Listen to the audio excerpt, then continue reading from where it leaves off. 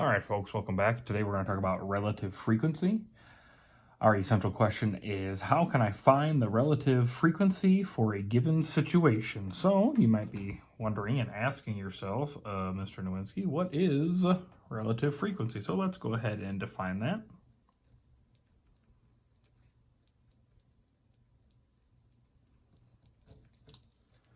Relative frequency is the ratio. And don't forget, ratio is also known as just a fraction of one value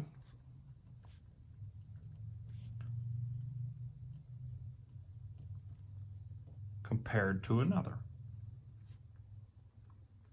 All right, so we can see these comparisons inside of our two-way tables. I can compare two different ways. I can compare by row.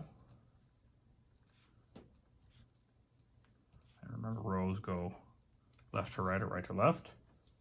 Or I can compare by column.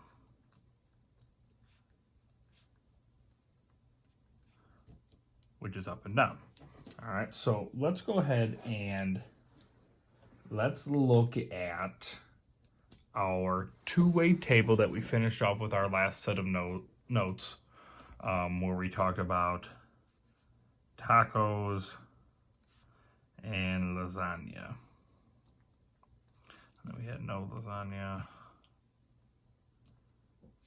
And then we had a total here. And then we had no tacos. And then we had totals. All right, so I'm just essentially just going to be copying the information from our notes from our last lesson that we did here. All right, so I'm going to plug in just the numbers that we had. This was 13, this was 19, this was 32, this was 11, this was 5, this was 16, based on this previous survey that was done. 24, and then 48. All right. So what we can do is let's start by comparing this data by row.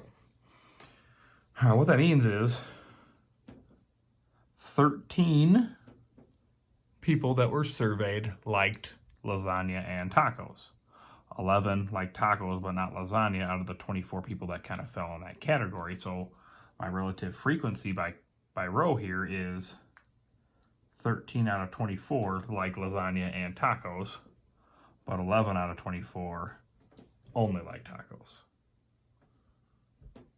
For the next row, 19 out of 24, and it just kind of worked out that way because this other number here was 24. 19 out of 24 liked lasagna but not tacos, and 5 out of 24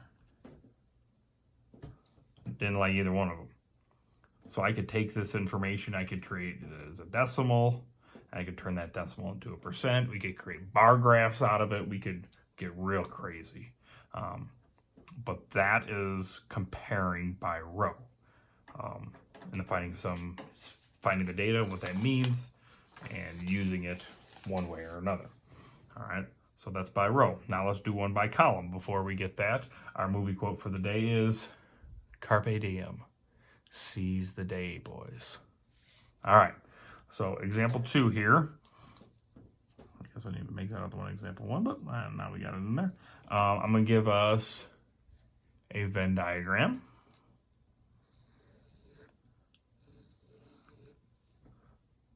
We're going to say this side over here is students taking a foreign language.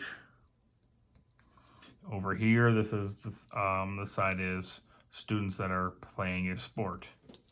All right, so what we have here is 23 students take foreign language only, 10 students are playing a sport only, 14 are taking a foreign language and playing a sport, 3 of them are sitting at home eating Cheetos. Well, I guess probably all of them at this point, but for argument's sake, let's just say those are the numbers. So I can take this information and let's put it into a two-way table, and then let's find our relative frequency from there.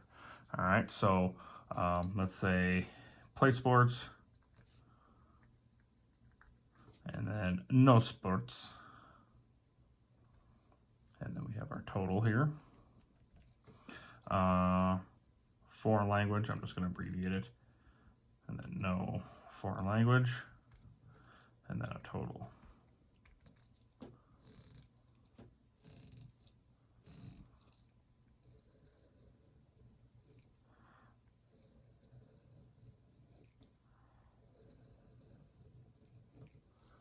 All right, so we got that. The easiest thing for me to notice is I got this guy out here. Hey, these people aren't doing anything, so I know it's going there.